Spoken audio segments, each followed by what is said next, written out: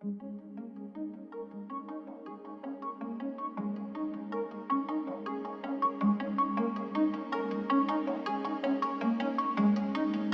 recent years, humanitarian responses have been complicated by compounding crises, such as climate change, epidemics and pandemics, and complex conflicts.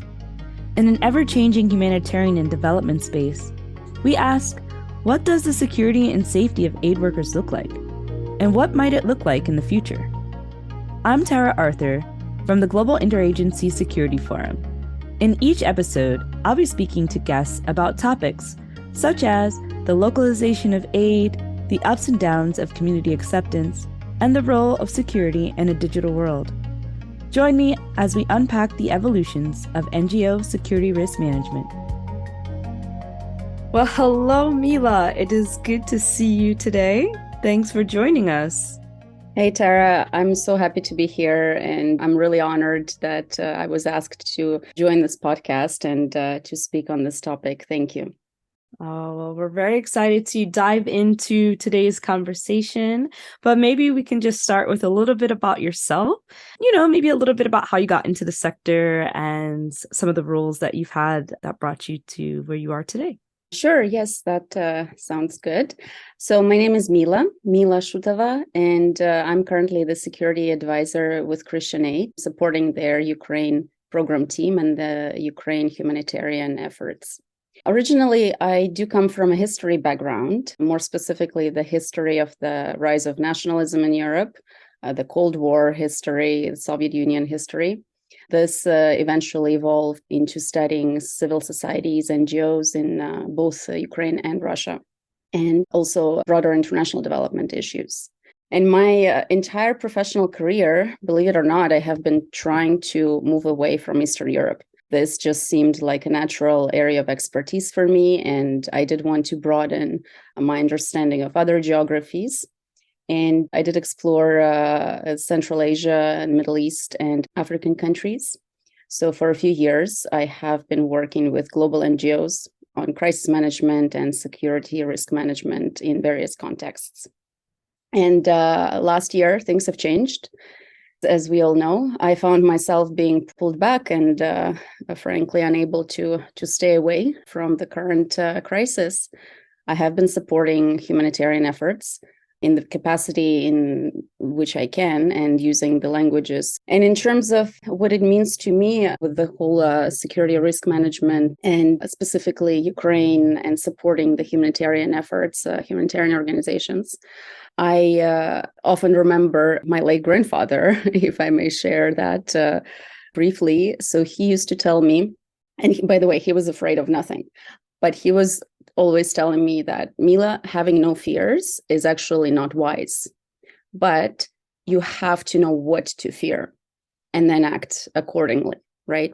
So I find this is the shortest summary of security risk management, basically. And with that, like most other security professionals, I do try to do my best to equip those who help others to understand and to master the tools to remain safe, as safe as possible in various contexts. That's very interesting experience. Thank you for sharing that. And what wonderful wisdom from your family passed on to you. That's wonderful to hear how that carries forward in the work that you do to today.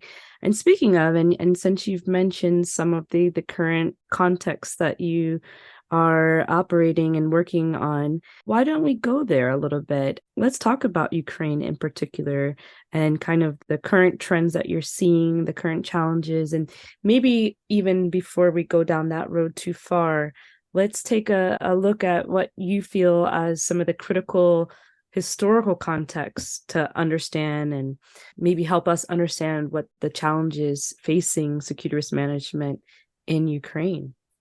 Yes, so this context is not different in the sense that it is unique because every context is unique in its own way. This particular context hasn't experienced this level of violence or insecurity or armed conflict in the past 80 years.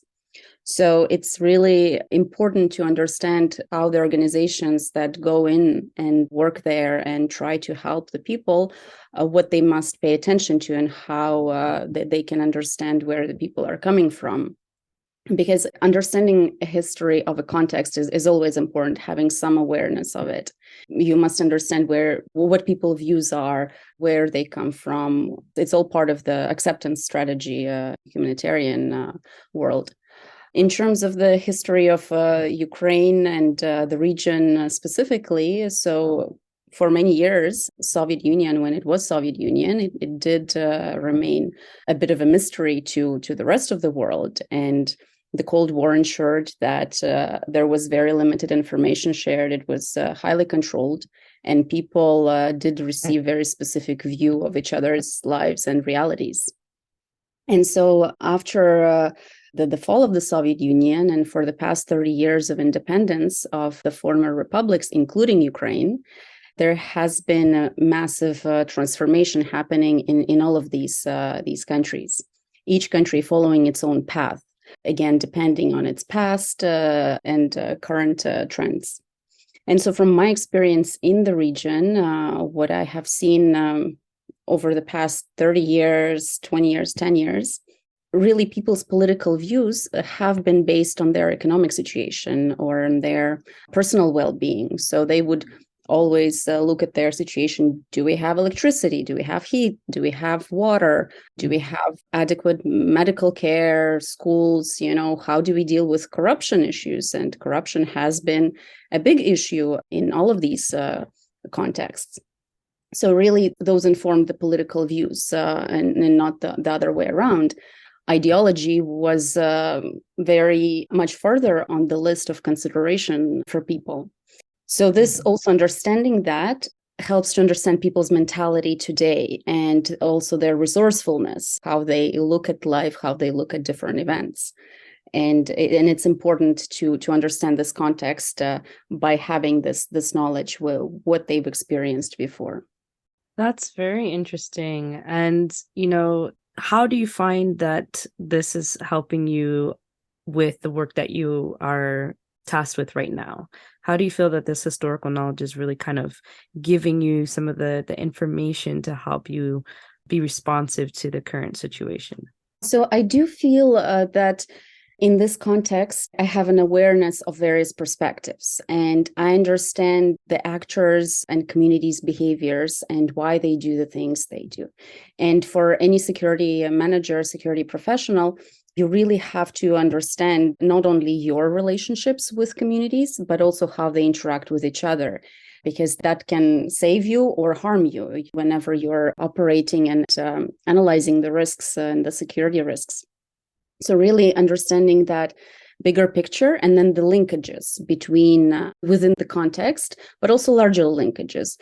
So diving into this example of Ukraine, and first actually zooming out onto the global level, even though every country in the world has their own center of influence, and we are not Eurocentric in the world as much as Europe might want to think that, but there are many interests, national interests and influences. However, this particular conflict does have a very wide economic and political and consequently security impact on other countries in the world.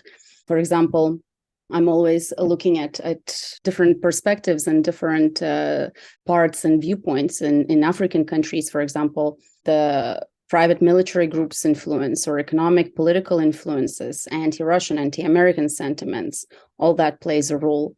In the Middle East also, there's Israel, Syria, Saudi Arabia, what their role and support of the conflict, of which side, and how it affects their own populations and their own internal politics. In South America, the countries are divided, but not necessarily from the European perspective divided, for their own reasons and for their own historical reasons or economic reasons, whatever it may be. In Asia as well, the big actors, and there's South Korea, China, Iran, India, but then there are also the Central Asian countries that are undergoing huge transformation. Societies are affected by what's happening in Ukraine and Russia right now as well. And they're watching, of course, to inform their own actions and societies and security.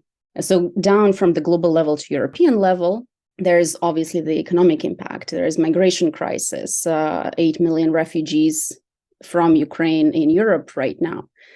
It's cultural and social shift. And all these challenges also affect local security. In terms of the Ukraine and frankly, Russia level, also, there is the psychosocial impact, the major setbacks economically in terms of unemployment, protection, and also all the effects of war and dynamics between people, even within the same households. It's something that we think that, well, if somebody's on one side or on the other side, that automatically determines where they come from or what they are, that determines their profile. But that's also not the case. So tell me more about that. Can you unpack that part a little bit more? So I guess in terms of humanitarian work, and this is something that I find many professionals and organizations, humanitarian organizations, struggle with in the context of this conflict, it's not as easy to separate politics and people. And this I still find crucial because it's important to have a position. It's important to have opinions. And it's very difficult to stay neutral personally when atrocities happen and human tragedy and suffering. So when we're doing humanitarian work, that's what we should focus on. We're focusing on the people and on the need and on saving lives, protecting people. And really, it's important not to get sidetracked by the politics and understand that there can be victims on all sides. It's not just that, if the people are on this side of the border or on this side of town, they're good or these are bad, So it's really tricky. And I find that the humanitarian concept or principle of neutrality and partiality, they are still very important, but they're becoming difficult for organizations to deal with in this context. And sometimes there is this urge to simplify things, and to see things through one lens and one lens only. I was thinking about what you were saying, and in terms of where people are getting their information, and in terms of this concept around neutrality, how are you navigating that in terms of how you capture the information you need to best serve the work that you're doing? So are you finding it challenging, or do you find there are opportunities for you to really kind of navigate managing good sources for your information around this particular conflict? Yeah, so this is very important. Information in general is key to many things. In a conflict setting, it's particularly important and sensitive, and there is no such thing as neutral information unless it's something like today's a Thursday. That's it. You cannot argue with that, and you don't think that's propaganda. But most information does serve a purpose in a conflict context. And the danger also that appears with compromising neutrality is when people try to pick out bits and pieces of information without having a full understanding, bigger picture understanding, and really simplifying, as I mentioned, simplifying the concepts. And so, for example, language is important.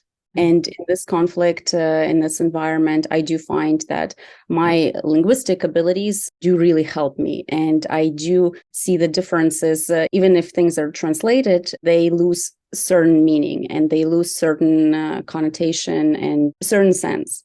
So to continue with the example of language, sometimes local language used, whether it's Ukrainian or Russian, it's important, but not in the way that many may assume.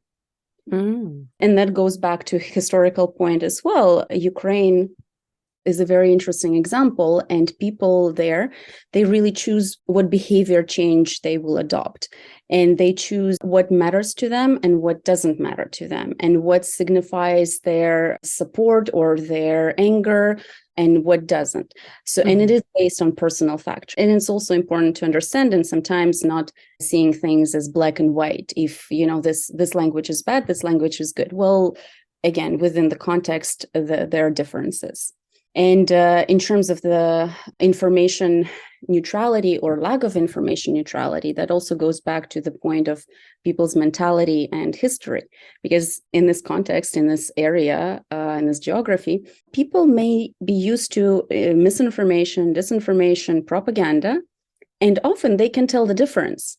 So you can ask them can also build these relationships as part of your acceptance strategy, but you can also use them as a resource.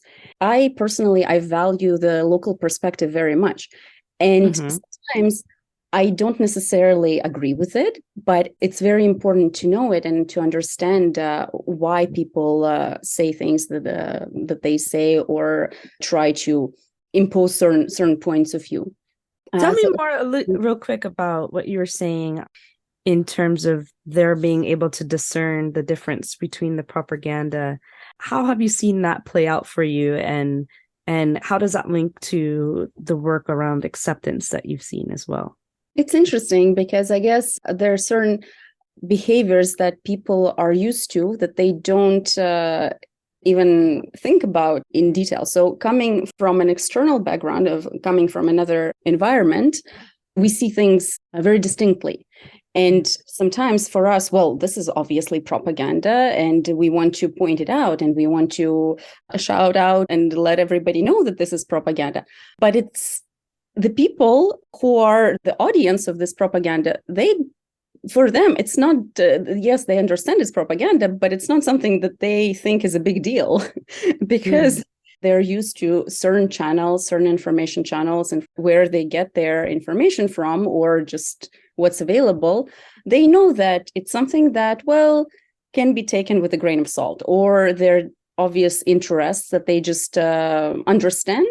And they don't necessarily base their own opinions, or at least something that they voice inside their home or in their kitchen with their families. So there's really double standards, I guess, or not double standards, double reality almost, that people don't make such a big deal of misinformation, disinformation, but it doesn't mean that they don't understand or don't know it.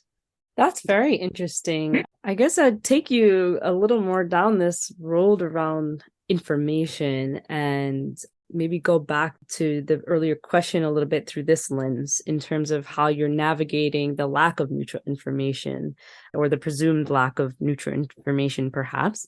And maybe you can speak a little bit to that and, you know, how you are managing kind of the source of information from both sides of this conflict and perhaps other conflicts, if you wish, as well. Yes, definitely. So in terms of managing and navigating, it really helps to know a couple of languages. So there are different points that I can pick out and I can explain to my team, to other humanitarian actors that are not necessarily obvious. To be clear, I do not have access to military intelligence information. I'm not a military expert or political expert for that matter. But I do really go through dozens of reports, commentaries, analyses, whatever is available, different perspectives. And I focus on that which is relevant to my work as security manager and to humanitarian work. So I try to really strip it of all the color and see the facts, and then understanding the background and applying my security mindset and knowledge.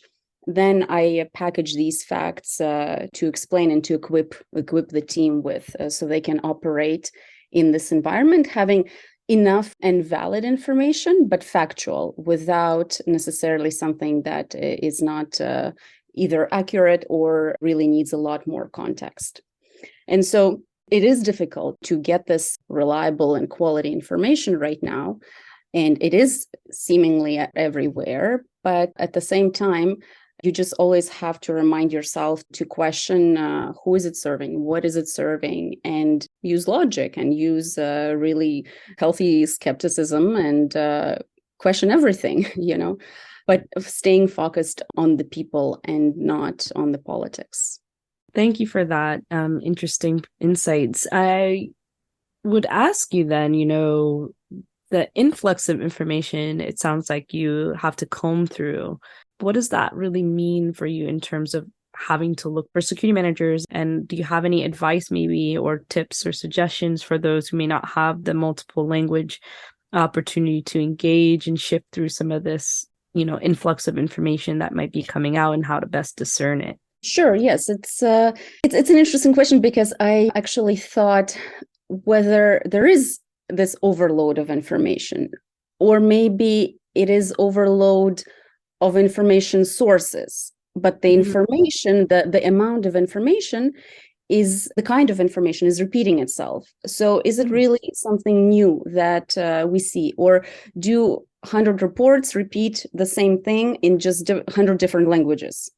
Well, sometimes, yes. So it's really understanding that right now everybody's posting everything. And something that I found interesting is actually in this particular context, in Ukraine, a valuable source of information for me has been local social media channels. And this is almost not embarrassing, but it's something that shouldn't be like that. It's almost backwards, because we stay away from social media. We understand that anybody can post there. But knowing which channels, how they act, or what they do, after some time, you really understand that they do provide facts sometimes prior to the official announcements. And I do find out some information that is useful to me before it is available in any type of reports. So this is, of course, you have to be very careful with social media and what's available, and not build your SOPs or risk analyses based on social media. That's crazy. But you have to take it into account and really not disregard it and use it. And in terms of some of the other things with obtaining this information or sifting through it, I find that these days, these AI tools and services, they're in high demand, specifically for the purpose of analyzing through hundreds of sources simultaneously and providing you with clear report very quickly. Because time is an issue, and all the humanitarian response is immediate, that there is that demand. And for security managers, it is really difficult to absorb that much more information, which not necessarily in the end is very useful to the operations, and can be a lot of just philosophizing or political arguments. So in that sense, it's important to know which services you can use, and that will summarize the basic facts for you, and that from that you can then build up your own analysis and package it for your teams and for the programs. But one thing with information that I did find, and with the report, that are good, many of them coming out, and that they are available through webinars, through briefings, through all kinds of channels. But I find that they must be credible, and their reputation is very important. And what I mean by that is that sometimes I notice reports, they provide the facts, but they also pass judgment on the facts. And even if I agree with that judgment, even if there's nothing wrong with that, it automatically makes them lose some level of credibility, because they stop being neutral and impartial. Again, it may be something that you agree with, but for the purpose of security advice and humanitarian support, is it very helpful, or is it a good thing? Well, let me ask you more about that, because I think, as we approach kind of this anniversary period of the specific conflict around Ukraine, talk to me about that essence, and maybe just some of the broader security risk management considerations. Are there specific lessons that you are seeing that we can learn from? Have you seen some lessons be applicable beyond? It's crazy to think, first of all, that we are approaching 1 year mark. It's the professional part of me and the security managers who are dealing with this context. They have come to terms with it, but on a personal level, it's still remarkable, and many people are still in shock. So in terms of the lessons that we are learning, and I would say based on the information dynamics, it can come from unexpected sources, and good information can come from unexpected sources. Another interesting fact that I have been observing, and many people can observe over the past year, that history, which I always took very seriously, it gets rewritten, and it gets rewritten by many sides. And it's almost like storytelling in some respects. However, I'm still arguing very much so that it is still worth looking at, and it's still worth exploring. Also, in terms of, this is not a new lesson, but this context is just emphasizing this for all the security environments, context and work, the evolution of the security professional role and the profile. Because right now, you're not just a technical expert, you're an analyst, you're an advisor, you're a field operative, you're a negotiator, sometimes you're an interpreter, sometimes you're supporting in some other ways on the ground or remotely. And really, the profile is growing. And right now, the security professionals are in demand in various contexts, and the crises are just multiplying. There's a huge need, and it's not new, but it's always evolving. There's constant evolution. In terms of also the concept of neutrality, something that I found interesting and not necessarily comfortable for many people or organizations, because initially, humanitarian work, as I said, it should be neutral and should be impartial. However, with this conflict, and it's not just because of my personal connection, but many find it almost impossible to remain neutral. So is this something that we should discuss, perhaps? Is this something to be addressed in the future? Does it help us or does it harm us in evolution of security risk management? So this is something that I'm thinking how things are changing based on this and more widely. That is an excellent question. It's interesting because you can definitely apply that question to other contexts, I believe. And I think you're right that it's very illuminating in what you're sharing. And I'm just thinking about what you noted as a personal connection. And what does that really mean for you as a security professional?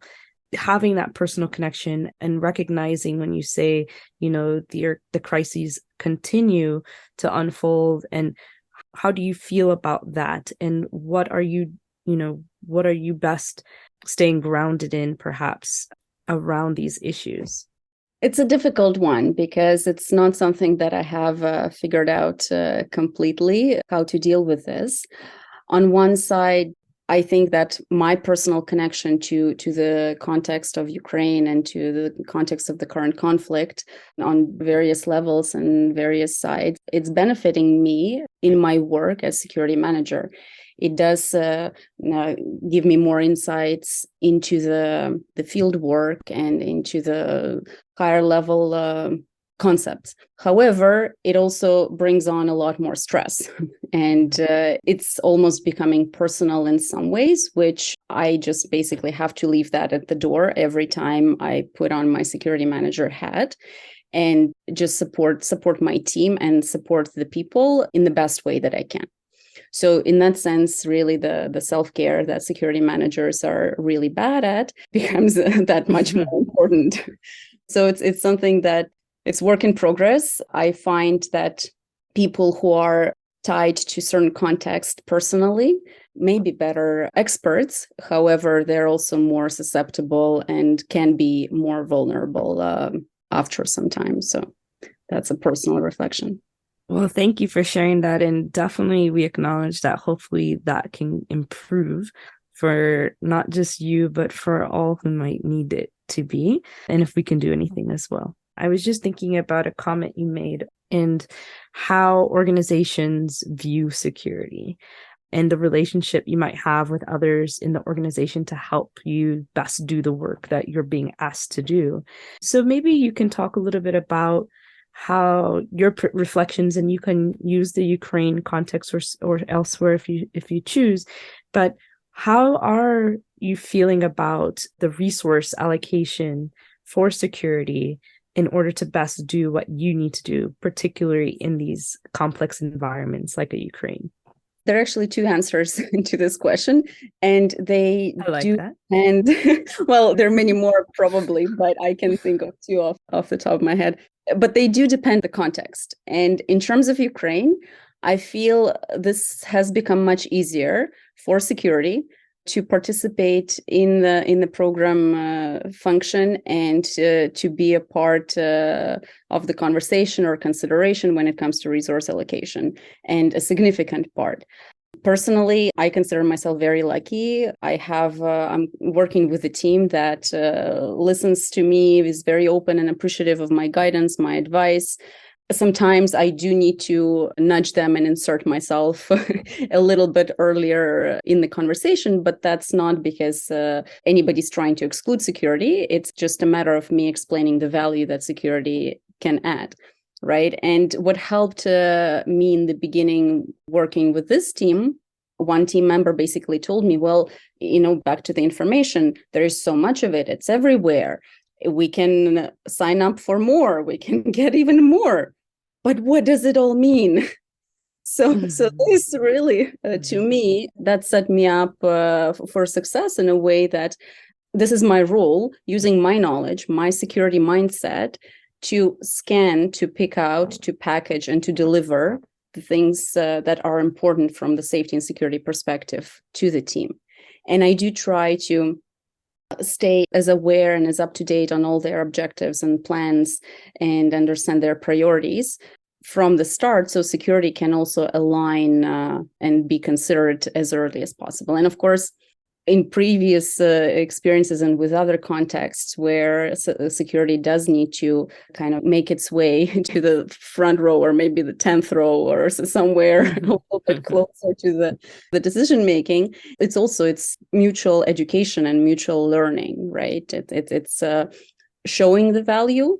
For example, what I do, some of the support I give to the team is informal messaging using various channels, then more formal briefings with the team, then sit reps and different reports that I include senior management on, and really focusing on comprehensive risk assessments that I try to do together with the team and try to get them to brainstorm the risk. So they practice this security mindset, but also show me where the gaps are.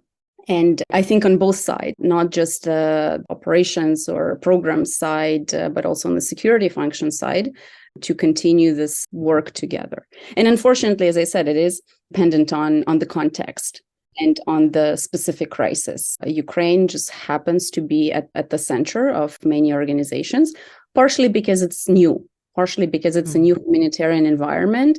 And organizations are not necessarily equipped. They do not have the capacity to understand all the security risks. They have excellent programmatic expertise, but not necessarily security expertise in this context.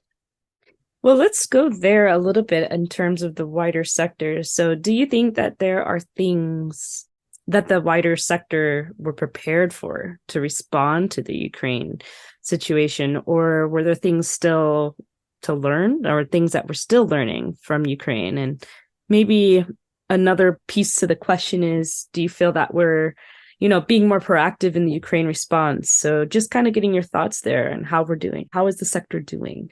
What can we do? It's a good question to ask 1 year into the crisis to sort of assess things. I think originally it was a shock for everybody, and the humanitarian crisis in Europe in this new environment and at such scale was something that was new. In terms of the risk in Ukraine, nuclear threat was something that not many organizations were equipped to deal with or to understand fully, and still are not. However, in terms of other security risks for an armed conflict environment, they're not radically new in Ukraine. So we continue understanding how we can apply the lessons or the experience from other locations, other geographies, and use that in Ukraine. And that's, I think, it's a huge advantage. And many of my colleagues who are much more knowledgeable in this sense, they don't have issues with assessing the armed conflict security risks and preparing their teams and organizations. I think also something that Ukrainian context, Ukrainian example reminds us, but is applicable to the wider humanitarian sector, is that the specifics of refugee crisis. So in terms of what is a refugee, and really must remember that refugee or internally displaced person, it's only just one aspect of a person's circumstance, and it doesn't form their whole profile. Everybody is different. And right now, 8 million refugees that are now in Europe and others elsewhere in the world, everybody's story is different, everybody's circumstances, situation, and this really, we should understand that they may not need the support that we are providing to the refugees as a whole, whatever that is. It's really it's unique to different people. And also in terms of maximizing the humanitarian efforts safely, something that humanitarian security sector is used to, running in and helping right away, fixing the problem, providing a solution and making everybody as safe as possible, or ensuring that everybody follows the instructions. However, in certain contexts, that's not necessarily the best approach sometimes, unless it's a life and death emergency and that there is something where you just have to run, go to the shelter. In other instances, it might be better to take a step back and to assess and to really not rush into doing things. And back to the Ukraine example, if people right now with the power outages, if they only have 2 hours of electricity a day during which they must wash, cook, see their friends, family, charge everything, hopefully there's not another air raid alert happening at the same time in those 2 hours, maybe it's not the best time to push them to do a meeting or to decide what kind of support they want because they just have so many other things. And it's not the people just on the ground or the local responders, it's also our staff and ourselves, that just because we want to help right now doesn't mean it's always the best way of doing things. That is very well said, and a really good token for us to take with us. And to that point, it would be great if you want to maybe share with us some things that you would find really impactful in this moment that you think would be beneficial to others working in the sector right now, maybe other security managers or other humanitarians trying to operate in Ukraine or other crises around the world. What are some things that you think are really important to keep in mind right now, today? I reflect on this a lot, and for myself, for others, for the future. And I think ultimately we all want to know what will happen tomorrow. What will happen? Who will win? When the people be okay? When will they be able to return home? When can we get some sleep, or any of those things? And these things for insecurity risk management world, they're important to be prepared, to be able to respond and to evolve. However, we must also understand that being reactive and doing things right now is not always smart. And we also have to understand that this is long term. And the questions that I reflect on personally are, for example, when will the peace come? What will it be like? What kind of peace will it be? Will it be peace in the sense that we think, or something else? And what the post-conflict environment will be like in any conflicts, really, in any crises. Yes, you're dealing with a crisis now, but you also have to understand that the need will be there after the crisis is over. And the need for the service, for this help, for resources will remain. So we are going through this hot phase of a crisis. We're right in the middle of it.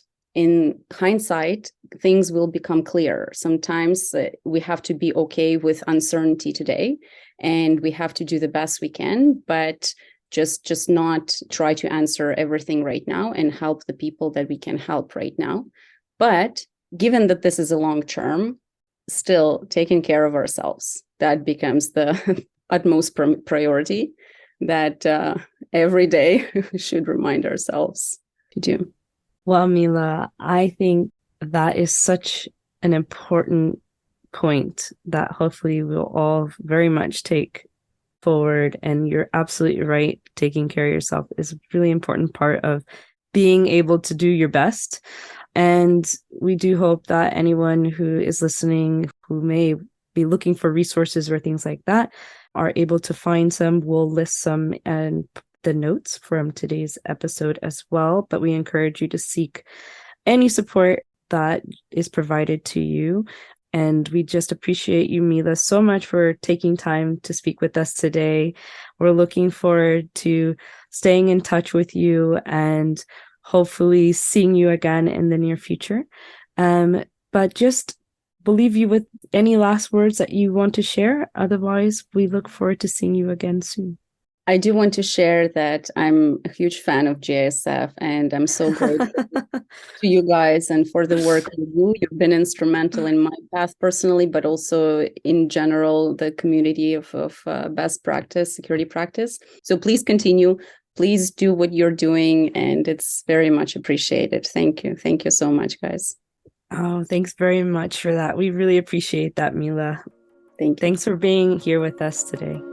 The Global Interagency Security Forum is a member-led NGO with a global network of over 140 member organizations and affiliates. We are committed to achieving sustainable access for populations in need through improved safety and security for aid workers and operations. GISF's original research, collaboration, and events drive positive change in security risk management across the humanitarian and development sector. We operate according to humanitarian principles and lead on best practices and innovation by pushing for a collaborative and inclusive approach to security risk management.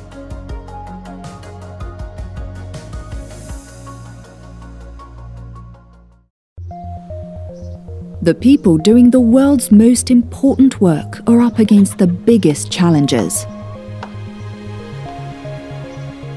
Since the 90s, security incidents involving NGOs have increased as their independence and impartiality no longer protect them. Humanitarians are actively targeted, as well as exposed to the risks of conflict and disaster, facing kidnapping, injury, and death in order to help those in need. And the threats to their safety means their ability to help diminishes too. NGOs began to create roles for dedicated security professionals, but they often lacked support and resources, and worked in isolation. In 2006, a group of them from the UK and Ireland got together to develop coherent approaches to security risk management in the humanitarian space, eventually becoming an established network, the European Interagency Security Forum. With a strategic, inclusive, and collaborative focus, the forum has created a center of excellence, facilitates a peer-to-peer network, builds capacity for security risk management, and provides a voice for practitioners reaching over 100 members. In response to growing demand, it has now gone global, bringing different perspectives, expertise, and resources to make core activities such as original research, trainings, workshops, and knowledge sharing more impactful than ever. As a result, organizations are able to build their security risk management on an even stronger foundation to keep more aid workers safe and enable sustainable access to communities in need. With a vision to see the work of the whole third sector done more effectively by supporting NGOs around the world, we are the Global Interagency Security Forum.